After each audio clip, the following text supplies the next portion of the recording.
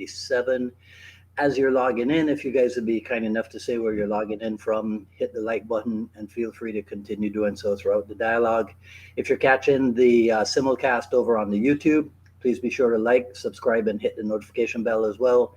And if you enjoy my work and you'd like to support the program, please visit jkdrebel.com, click on the Rebel Gear link, and that's where you'll see cool stuff like this, the JKD notables. Um, what is that available as? Coffee mug, Nice. uh, t-shirt, long sleeve, short sleeve, I think a pullover hoodie. But of course, the best thing you can do is to share this video and spread the word about the Jeet Kune dialogues. Mhm. All right, so my dialogue partner today is a guy to whom I was introduced. I had seen his stuff before, but I'd never Nice. reached out to him. And then our mutual JKD colleague, Mark Stewart, said, "You got to get Sakan Lam on."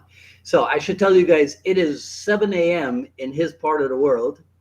Right. So, Bit uh, early. yeah. So I'm grateful you were willing to wake up early to talk to me. So, Couldn't Sakan miss the Lam, opportunity. welcome to the Jeet Kune Dialogue. All right. So I gotta mess with you a little bit right off the bat. Go Who for it, sir. designed this uniform, this T-shirt? Of course, it was Sifu Tailis Kwando. So he's my number one instructor, and of course, he's a representative underneath Guru Dan. Okay. And he spent so much time in Thailand, and I think the Naga just like stuck with him and connected with him, and he contacted this Thai artist, and he just made this beautiful logo. And it was an evolution. It first started a bit like kind of I guess I would say immature, and then the second round he balanced it out, and it was just perfect. And I even got it tattooed on my chest. Yeah. Yeah. All The right. tattoo artist did an amazing job, so much detail. So yeah, it's a Okay. great logo. So now is did that then give rise to, let me see if I have the other one here. No, not that one. This. This was an interesting one. I've been wanting to create like street gear for myself and for my students, but the Right. problem was like I couldn't think outside of the organization. Okay. And the funny thing was like I had a back injury from doing some MMA training. I was Hmm. like trying to do a single leg on one of my students who's over 100 kgs, and that put me out of training for like a month and a half. And that time off, it really forced me to look inward and made me recognize that I was like dealing with some issues, some trauma that I had like been repressing. Yeah. So I actually went to like a few weeks of therapy with a counselor, and the product of that therapy was just this creative outburst. And All right. I couldn't sleep one day. I was like, well, I got to do this, and Yeah. and then next thing you know, it boom, I've created this shirt design, and like so far You so good. Everybody's loving it, and everyone's yeah. like, how can I get a shirt? Like, I need a shirt. And I was like, be my guest. You had your Bruce Lee injury moment, huh? Yes. I couldn't put it into better words than that. Yeah. Channel the spirit. Right. All right. So I'm very interested in hearing what martial art, generally speaking, but then Jeet Kune Do specifically. What is the situation in your part of the world today? Martial arts in general with Yeah. Thailand. Yeah.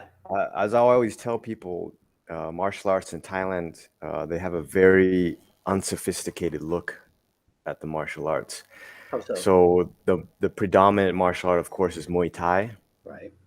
but a lot of the population they'll look down upon Muay Thai as being this sort of rustic grassroots kind of thing, Hmm. and it's reserved for either thugs or for mafia, or it's violent sport behavior. Of course, the people, it is still the national sport, so the general populace still has that pride of it. Right. So it's kind of has a dichotomy. Whereas the upper class people, they'll look down on it. Instead, they will take their kids and they'll enroll them in Taekwondo classes. So those are the two predominant martial arts: Taekwondo and Muay Thai. Taekwondo just because it's an Olympic sport, and also it's usually done in like cleaner facilities, sometimes an air conditioned room, things like Mhm. that. So Mhm. they're in Thailand. They have a fear of getting dark skin from the sun.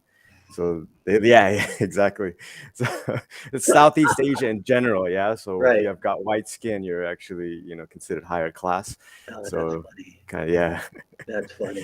So I mean, you know that that's not entirely dissimilar from a thing that we have in the islands, you know. There right, is a yeah, right, right. there is a thing to being lighter skinned, right? Yeah. Oh, That's it. That's it. that's funny. Skin cream, all these different things. Yeah, it's Right. So the, but what about the camps? Is that just like tourist trap stuff, or are those guys legitimate, or what? for sure the trainers, the fighters are legit. Okay. Uh, but again, it's a business, so they're looking to get tourists in by the troves. Right.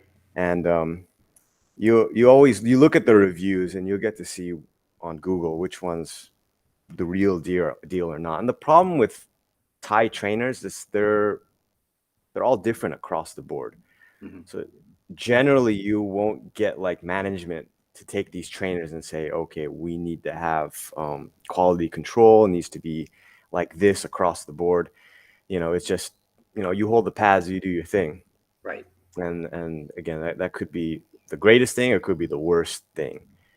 And again, generally the reviews will tell you like a lot of the camps there, yeah, they're tourist traps. They're trying to get in as many people as possible. But sometimes you'll get lucky. You'll be able to go to one of those camps and you'll befriend one of the trainers who might be skilled in Muay Thai Mer, like the you know uh, Samat style, the jockey gym style, Sanchai style, Mhm. and you know he will be your personal trainer throughout the whole experience. So you get lucky like that. Other times you say you don't show enough skill or enthusiasm, you'll Mhm. get your average run of the mill trainer and he'll treat you like a foreigner, which means that he'll just give you the basics: punch, kick, knee, elbow, and it's a workout.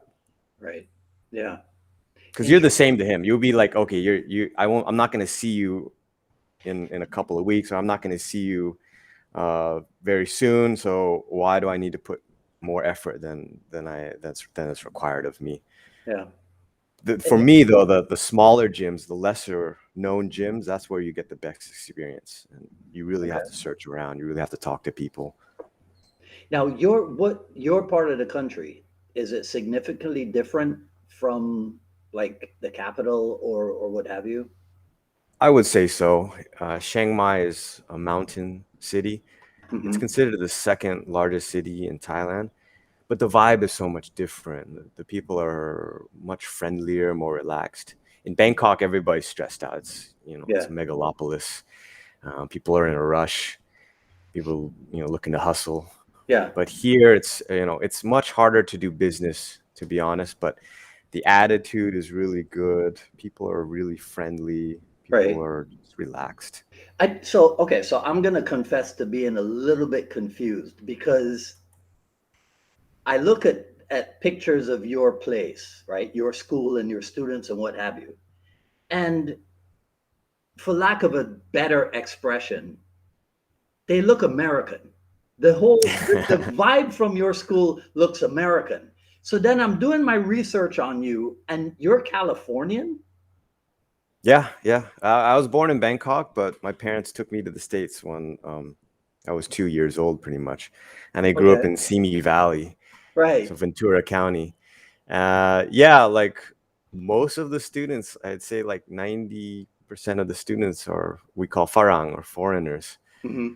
Yeah, so that's what we attract. So the Thai people, like they're either too lazy to work out and to do martial arts, or again, they coming back to that unsophisticated attitude towards the Right. martial arts. They look down upon it as violent. They don't know the journey that you get out of it, the self-development. Yeah, Or they're too afraid to come into a new class where their English skills aren't good enough. I see. I see. It so is there any kind of a premium put on being able to speak English? Yeah, it's given me a niche.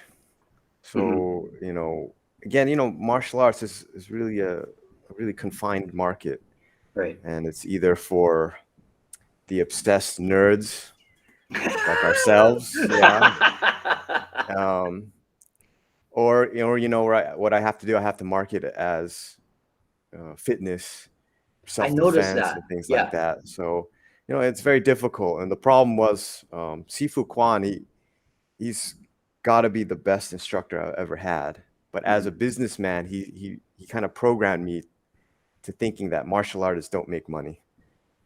And like I Oh, had to break that he habit for such a long time because he's so he's old got to be school. connected to the Inasano lineage then.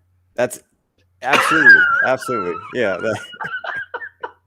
How many? He's like what, second level instructor under Guru Yeah. Dan. So it's like I don't know how many years it took me to break that mindset. I Yeah. only broke it until I went to Malaysia and Kota Kinabalu, and I met Coach Johan Julian Lee Mhm. Abdullah, and I saw his classroom, and it was just packed. Right. And before he had the same thing going on. He was teaching everything, uh, Filipino martial arts, jiu-jitsu, Muay Thai, MMA, Mhm. and then he just decided to consolidate everything and just teach Muay Thai. And Right. then after that, I followed that sort of business concept mentality, Mhm. and things changed after that. Mhm. Things changed. So I had another thing I have to admit. I had never heard of Tyler Kwan. Never. He's And very low key, under the radar kind of the guy, yeah. and yeah, he's very humble. He doesn't like to be on the spotlight, but he has no problem being there either. So, Mhm. Mhm. and his students are very loyal to him, and yeah, he's just such a cool cat. I wish you could meet him, and I wish he was more vocal on social media, because he has very good opinions on things, and he's always very positive. So Yeah. unlike unlike the trends nowadays where things are getting very, very negative and annoying. So you know, Right.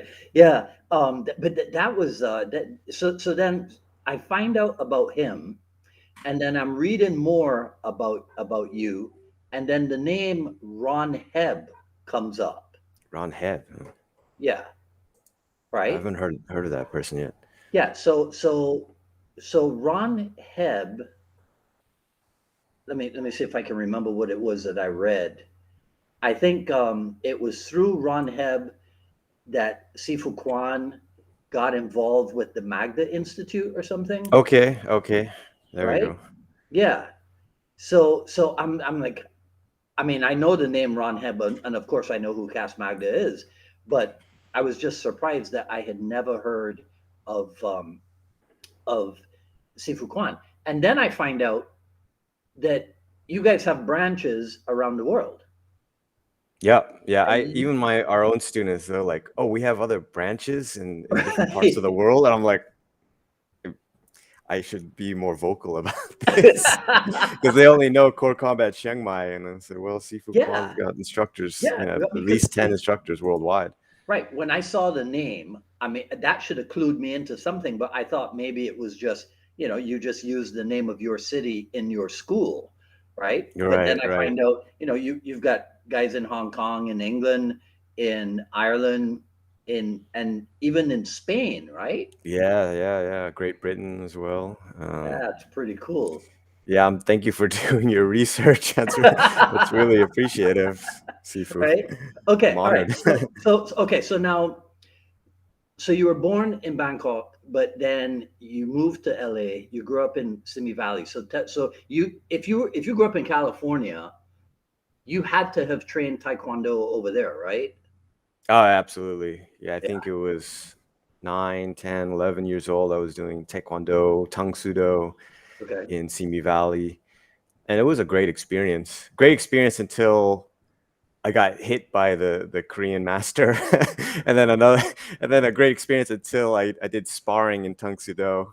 And I think Ah. I was like traumatized from from sparring for life. Yeah. Uh, But I think so yeah. I think you got over that trauma because there's a video of you. there's a video of you in Taekwondo sparring, isn't there? Later on or something? Yeah. We have a Taekwondo coach, or coaches that are part of our education visa program, Okay. and when we have free time, we'll just play around and spar Hmm. Taekwondo, and it's a lot of fun, a lot of fun. So Okay. All right. Okay. So then fill me in on your martial art background then. sure. So like I said, I did Taekwondo, Tang Soo Do at an early age. And then we moved on to Southern Praying Mantis Kung Fu style in the Valley. I think it was Van Nuys. Hmm. Very cool system, very interesting techniques. And I expressed my love for Kung Fu because of the Shaw Brothers movies. I was a huge fan at a young age. And my mom was the one that actually got me into it because I was Right. just sitting at home playing Nintendo by myself all day. So it's Uh, just like, you need to get your over to this martial arts school. The problem was it was very far, and my mom, bless her, that she wasn't as disciplined in getting me up and